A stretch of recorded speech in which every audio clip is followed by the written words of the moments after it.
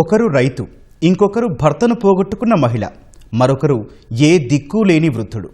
తోడుంటే తప్ప ఏ పని చేసుకోలేని దివ్యాంగులు వేరొకరు. ఒకరిది చిన్న పట్టణం, ఇంకొకరిది మారుమూల పల్లెటూరు, మరొకరిది గంటల కొద్దీ ప్రయాణిస్తే తప్ప జిల్లా కేంద్రానికి చేరుకోలేని కొండ ప్రాంతం. సోమవారం అయిందంటే చాలు వీళ్ళందరి అడుగులు కలెక్టరేట్ వైపే. ఒక్కొక్కరు ఒక్కో సమస్యతో ఆ గడప తొక్కుతుంటారు. ఖచ్చితంగా సమస్య తీరుతుందని నమ్ముతుంటారు. ఒకసారి కాకపోయినా ఇంకోసారి పరిష్కారం దొరకదా అని మళ్లీ మళ్లీ వస్తుంటారు.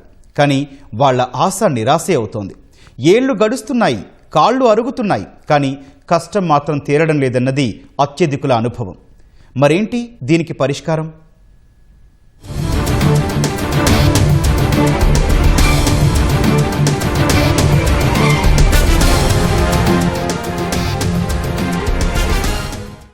ప్రభుత్వ సేవలు, అమలు చేసే పథకాలు, మౌలిక వసతుల ఇబ్బందులు, రెవెన్యూ ఇక్కట్లు. సమస్య ఎలాంటిదైనా ఇట్టే పరిష్కారం చూపుతామంటూ ప్రభుత్వం ప్రతి సోమవారం కలెక్టరేట్లు వేదికగా మీకోసం కార్యక్రమం నిర్వహిస్తోంది. జిల్లా నలుమూలల నుంచి వివిధ సమస్యలతో వచ్చే ప్రజల అర్జీలు తీసుకుని వాటికి వెంటనే పరిష్కారం చూపాలన్నది ప్రభుత్వ లక్ష్యం. కానీ వాస్తవ పరిస్థితి పూర్తి విరుద్ధంగా ఉంటోంది. కాకినాడ కలెక్టరేట్లో మీకోసం కార్యక్రమానికి 300 నుంచి 500 మంది అర్జీదారులు వస్తుంటారు. భూ వివాదాలు, రీసర్వే, పట్టాదారు సమస్యలు, కరెంట్, తాగునీటి ఇబ్బందులు సహా వివిధ అంశాలపై ఫిర్యాదులు చేస్తుంటారు. ఇలా వచ్చేవాళ్లలో అత్యధికులు 5-6 విడతలు కలెక్టరేట్ గడప తొక్కిన వాళ్లే, సమస్య పరిష్కరించమని వేడుకున్నవాళ్లే. కానీ సమస్య పరిష్కారానికి నోచుకోవడం లేదు. కొందరు అధికారులైతే కనీసం పట్టించుకోవడం లేదన్నది అర్జీదారుల ఆవేదన. సెల్ ఫోన్ చూడటంపై ఉన్న శ్రద్ధ జనం గోడు వినడంపై లేదని వాపోతున్నారు.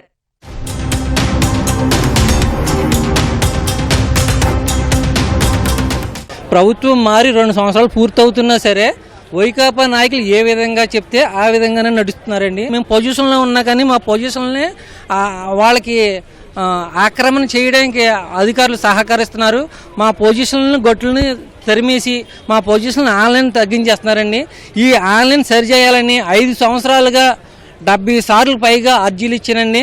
5 సంవత్సరాలు పెట్టి తిరిగినా కానీ ఏ అధికారి స్పందించట్లేదు. మా రచ్చవారిపేటలో వాటర్ ట్యాంక్ ఉందండి. వాటర్ ట్యాంక్ ఉన్నా సరే మాకు నీళ్ళు లేవు. గ్రామ పంచాయతీకి వెళ్ళి చెప్పామండి. మేము చెప్తే 2-3 సార్లు వెళ్ళామండి గ్రామ పంచాయతీకి. అలాగైనా సరే వచ్చి చూసి వెళ్ళిపోతున్నారు కానీ ఏం పరిష్కారం చేస్తలేదండి. మాకు ఈ వాటర్ నీరు లేక కూలి పనికి కూడా మానేసామండి. కూలి పనికి వెళ్తే వాటర్ ఉంటలేదండి, వాటర్ పట్టుకుంటే కూలి పని లేదు. జయలక్ష్మి కోఆపరేటివ్ సొసైటీ మీద ఈ జరుగుతున్న అవినీతి మీద అట్లాగే పూర్తిగా దీని మీద ఎంక్వైరీ చేసి నిజాలతో న్యాయం చేయాలని చెప్పేటాం.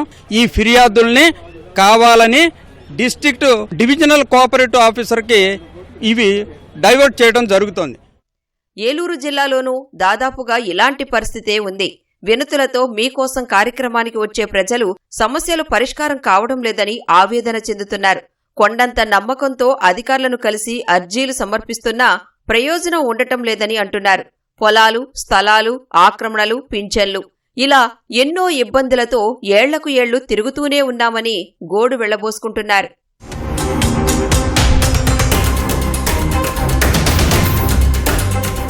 పెన్షన్ గురించి వస్తుంటే ఇక్కడ రాయలేదండి. మేము రాయమన్నారు, ఇప్పుడు కూడా రాయమన్నారండి.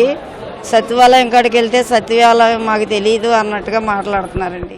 గవర్నమెంట్ మాకు ఇచ్చిన స్థలాల్లోనూ బాధలక వెళ్ళిపోతే ఉద్యోగం వచ్చింది అడావిడికి. అక్కడికి వచ్చారు, ఆ ఇంట్లో ఉంటున్నారు. ఆ ఇంట్లో ఉంటాను మళ్ళీ రాపిచ్చేసుకున్నారు. వాళ్ళ పేర ఝాన్సీ లక్ష్మీబాయి 2 సెంట్లు రాపించుకుందాం మేము కట్టుకున్న ఇంట్లో. వాళ్ళు ఉంటున్నారు, మమ్మల్ని ఎల్లగొట్టేశారు. మా భూమి మా దగ్గర కాగితాలు ఉన్నాయి. అతనికి మా చెరువులో భూమి కూడా లేదు. భూమి లేని అతను మీరు ఎక్కిచ్చేసి వాళ్ళ తప్పు అయితే మమ్మల్ని బాధితులను చేసేస్తున్నారు. 2024 నుంచి తిరుగుతున్నానండి. 26 ఇది 3 సార్లు ప్రజావాణికి వచ్చారు. ఇప్పుడు మళ్ళీ 2 నెలల తర్వాత అవుతుందండి. రీసర్వేలు అవుతుందని చెప్పి రీసర్వే ఎప్పుడు అవుతుందో తెలియదు. విజయనగరం జిల్లా ప్రజా సమస్యల పరిష్కార వేదికకు ప్రతి సోమవారం 100 మంది వస్తుంటారు. అధికారులకు మొరపెట్టుకుంటే సమస్యలు తీరుతాయని ఎంతో మంది అభాగ్యులు మారుమూల ప్రాంతాల నుంచి కలెక్టరేట్ బాట పడుతుంటారు. అయితే పరిష్కారం సంగతి అటుంచితే కనీసం వినే తీరిక కూడా అధికారులకు ఉండటం లేదు. సెల్ ఫోన్లలో వీడియోలు చూడటమే ప్రధానం అన్నట్లు ఉంది వారి ప్రవర్తన. ఆధార్లో అడ్రస్ మార్పు కింది స్థాయి కార్యాలయాల్లో సాధ్యం కాక కలెక్టరేటుకు వచ్చినా ఫలితం మాత్రం లేదని జనం చెబుతున్నారు.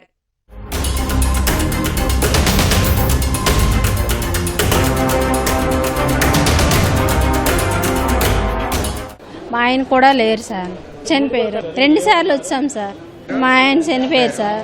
ఇప్పుడు 3వ సంవత్సరం అవుతుంది. నాకు ఫంక్షన్ లేదు, పాపకి ఫంక్షన్ లేదు. 2 సార్లు వస్తే సదరం సర్టిఫికేట్ ఇచ్చారు. ఇప్పుడు ఫంక్షన్కి అర్హత ఉన్నా సరే మరి రావట్లేదు సార్. మేము తెరాక పేదవాళ్ళము, నడలేడు, చదువు చెయ్య అనుకుంటుంది, పెన్ను పట్టుకోలేకపోతాడు, నిరుపేద మేము. పెట్టాము, సదరం వచ్చింది. ఇప్పటికి మా ఊర్లో మరి ఎవరు మాకు మరి ఆధారం ఎవరు ఏం పెట్టలేదు మాకు. మేము చనిపోతే మా అబ్బాయికి ఎవరు ఆధారవు. ఇప్పుడు నాకు ఆధార్ కార్డు అని మార్చకపోతే నాకు ఏది అవకాశం ఉంది. అడ్రస్ మార్చని కోరుకుంటున్నాను. అడ్రస్ మార్చేది చాలు. ప్రతి వాళ్ళు అంటారు అదంత పని అంటారు, ఇక్కడ వీళ్ళు చేయకంటున్నారు. నేను చనిపోయినట్లుగా చూపిస్తుంది, ఒక్కోసారి నో రికార్డ్స్ ఫౌండైన్ చూపిస్తుంది, ఒకసారి చనిపోయినట్లు చూపిస్తుంది సార్. కానీ దీంతో 4వసారి రావడం అండి. 5 భరోసా రాలేదు, మళ్ళీ కార్డు ఎగిరిపోదాం భయంగా ఉంది సార్ నాకు. పనులన్నీ పక్కన పెట్టి పల్లెల నుంచి పట్నం వస్తే ప్రతిసారి నిరాశే ఎదురవుతోందని పల్నాడు జిల్లా ప్రజలు అంటున్నారు. అర్జీ తీసుకుంటున్నారే తప్ప పరిష్కారం చూపడం లేదని బాధపడుతున్నారు. ఎన్నిసార్లు వినతులు ఇచ్చినా, అధికారులను వేడుకున్నా చూస్తాం చేస్తాం అనడమే కాని ఫలితం మాత్రం ఉండటం లేదు. కలెక్టరేట్ రెవెన్యూ క్లినిక్కు జూన్ నాటికి 867 అర్జీలు వస్తే పరిష్కారమైంది 360 సమస్యలే. ఇంకా 507 పెండింగ్లో ఉన్నాయి. రకరకాల కారణాలు చెబుతూ పదే పదే తిప్పించుకుంటున్నారని జనం వాపోతున్నారు.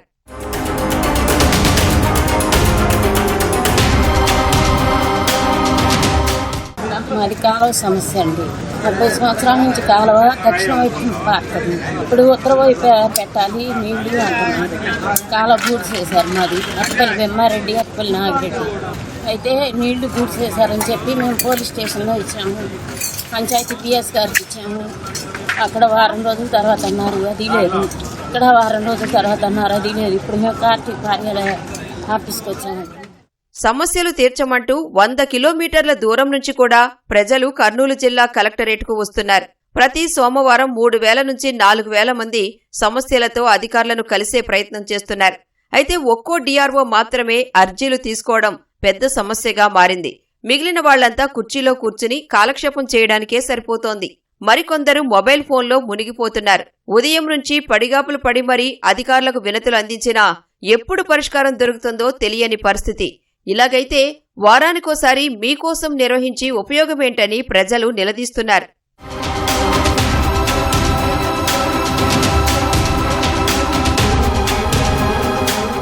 దొంగ పట్టాల మీద రిజిస్ట్రేషన్ చేసుకుని దొంగ పట్టాలు అక్కడే ఆలూరులో ఎంఆర్ఓ ఆఫీస్లోనే పుడుతున్నాయి. అలా అక్రమంగా చేయకోకుండా అడ్డుకొని అది ఉన్నింద 934-35 సర్వే నంబర్లో ఉండే గ్రామ కంఠాన్ భూమి పేదవాళ్లకు హాస్పిటల్కు ఇవ్వాలని చెప్పి కోరుతున్నాం.